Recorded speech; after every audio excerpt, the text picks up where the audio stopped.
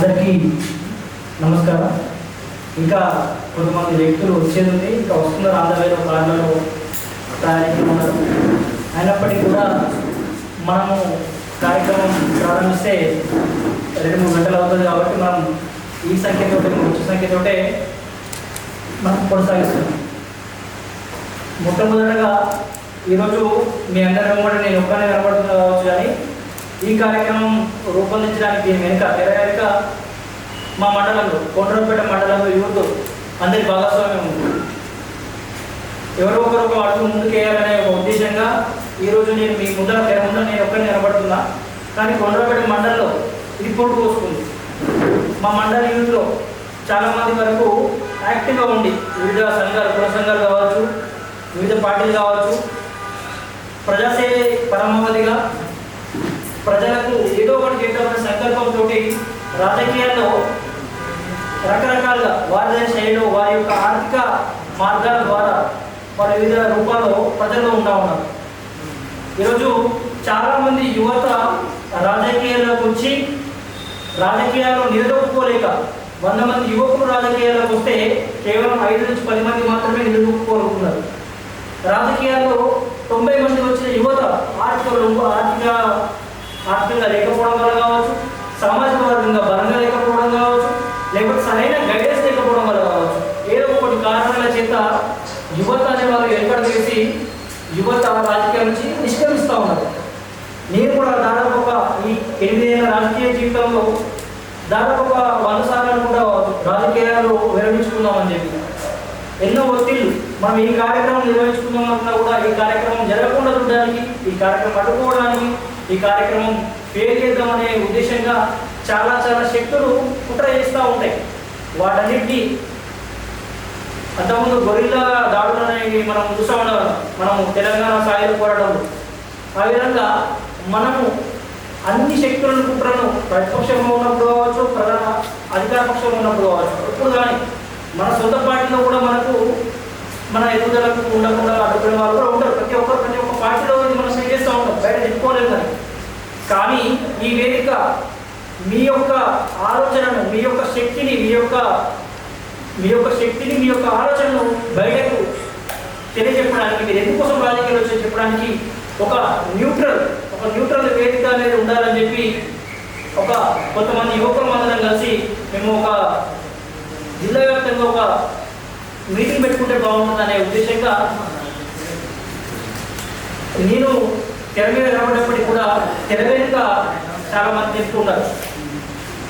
మీరు వచ్చిన ప్రతి ఒక్కరికి పేరున నా యొక్క నమస్కారాలు. మీ అందరికీ చాలా నేను రుణపడి ఉంటాను. ఈరోజు నేను ఒక్కరికి కనబడుతున్నా, రేపటి రోజున మనందరం కనబడాలని కోరుకుంటాం. ఈ కార్యక్రమం యొక్క ముఖ్య ఉద్దేశం అది. ఇంకా మిగతా వాళ్ళు వచ్చే చాలా మంది ఉన్నారు, మళ్ళీ నేను చెప్పుకోవచ్చు. కానీ ఈ కార్యక్రమం ముఖ్య ఉద్దేశం ప్రతి ఒక్క రాజకీయ నాయకుడికి, ప్రతి ఒక్క పోరాట యోధుడికి ఒక వేదికగా నిలిచి ఒక న్యూట్రల్ స్టాండ్గా ఇది వచ్చే 20-25 ఏళ్ళ వరకు కొనసాగుతారని చెప్పి నేను భావిస్తూ ఉన్నా. దీనికి అందరికీ మీ అందరూ సహకరిస్తారని చెప్పి నేను భావిస్తూ ఉన్నా. ఈ సభను ఉద్దేశించి మాట్లాడవలసిందిగా బిట్టబాబు గారిని కోరుతాను. ఈ ఆర్డర్లు ఏ విధంగా వాయిదాలు ఇస్తూ ఉంటా. కొందరి పొజిషన్ పెద్ద ఉండొచ్చు, కొందరు పొజిషన్ చిన్న ఉండొచ్చు. రకరకాల మండల స్థాయి, జిల్లా స్థాయి, రకరకాల స్థాయిలలో ఉంటారు. ఇప్పుడే ముఖ్యపరిచయం కాబట్టి అందరూ అనేలా భావించొద్దని చెప్పి మనం చేసుకుంటాం. ఈ వర్ష క్రమంలో ఎవరైతే ఉందో అని వర్ష క్రమంలో పిలుస్తూ ఉంటారు. కాబట్టి అందరూ అనేలా భావించొద్దని చెప్పి తెలియజేస్తూ ఉంటారు.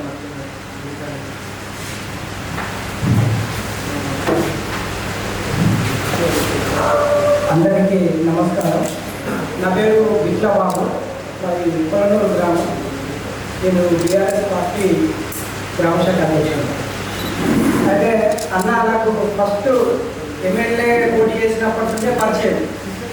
ఫస్ట్ నామినేషనప్పుడు నాయకుడు ఫోన్ చేసింది, తమ్ముడు ఇలా నామినేషన్ చేస్తున్నా, మన విలేజ్ నుంచి ఒక 2 ID card, voter ID card పట్టుకురామని. ఒక 2 పెద్ద మనుషులు అడిగితే వాళ్ళు సపోర్ట్ చేయలేదు.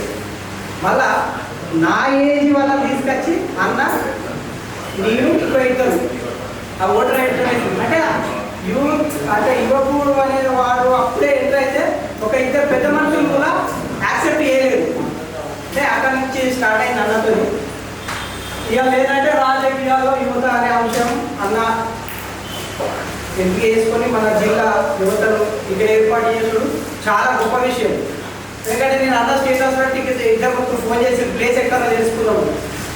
బస్ స్టాండ్ అయితే బస్ స్టాండ్ ఎక్కడ అని అన్నారు. అంటే ఇంకా ఫిక్స్ కాలేదన్న, పెడతారు కావచ్చు ప్లేస్ అని చెప్తున్నాను. అంటే నేను యువత రాజకీయాల్లోకి ఎందుకు రావాలి అని అంటే, యువత రాజకీయాల్లోకి వస్తే నిస్వార్థమైన అవినీతి రహిత సమాజం ఏర్పడడానికి కారణం యువత ప్రేరేపణ జరుగుతుంది. ఎందుకంటే ముంబై బ్లాస్టర్ల కెప్టెన్ అవినీతి పరుడు అయింది కాబట్టి 280 మంది చనిపోయారు ముంబై బ్లాస్టర్లో. వాడు ఏమన్నాడంటే, నాయకుడే వేయంగా అవినీతి నేనెందుకు వేయదని ఆ క్వశ్చన్ వేసింది. అంటే రాజకీయ నాయకుడు అవినీతికి పాల్పడితే ఆటోమేటిక్గా దానికి ఇస్తున్నోడు కూడా అవినీతికి పాల్పడతాడు. కాబట్టి యువత రాజకీయంలోకి రావడం వల్ల నిస్వార్థం అంటే అవినీతి రహిత రాజకీయం చేయడానికి 100% అవకాశం ఉంటుంది. నేను 2019లో బీఆర్ఎస్ పార్టీ నాకు ఎంపీటీసీ బీఫామ్ టికెట్ ఇచ్చింది. బీఫామ్ టికెట్ ఇస్తే 181తో ఓడిపోయింది.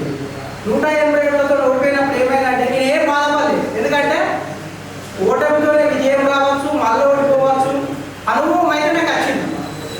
అంటే అప్పుడు నేను అప్పుడే ఓయి నుంచి ఇంటికి వచ్చిన అప్పుడే బీఫామ్ ఇచ్చింది, అయిపోయింది. అయిపోయినాక ఏంటంటే నేను ఎవరితో ఏం మాట్లాడాలి అప్పుడే నేను వచ్చిన కాబట్టి నాకు అంతగానో పరిజ్ఞానం లేదు. విలేజ్లో ఎవరితో ఎట్లా మాట్లాడాలి ఏంటనేది లేదు.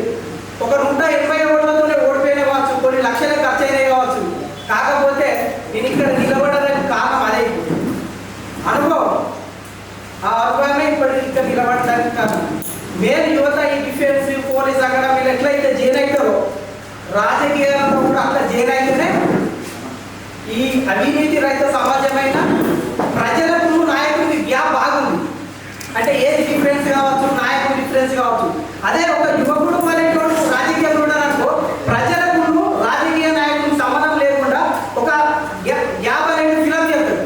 అది ఒకరితో సాధ్యమైందంటే కేవలం ఒక యువకుడితోనే సాధ్యమవుతుంది.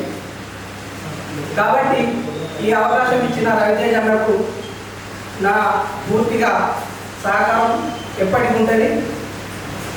అన్న కూడా థ్యాంక్స్. థ్యాంక్ యూ అన్న.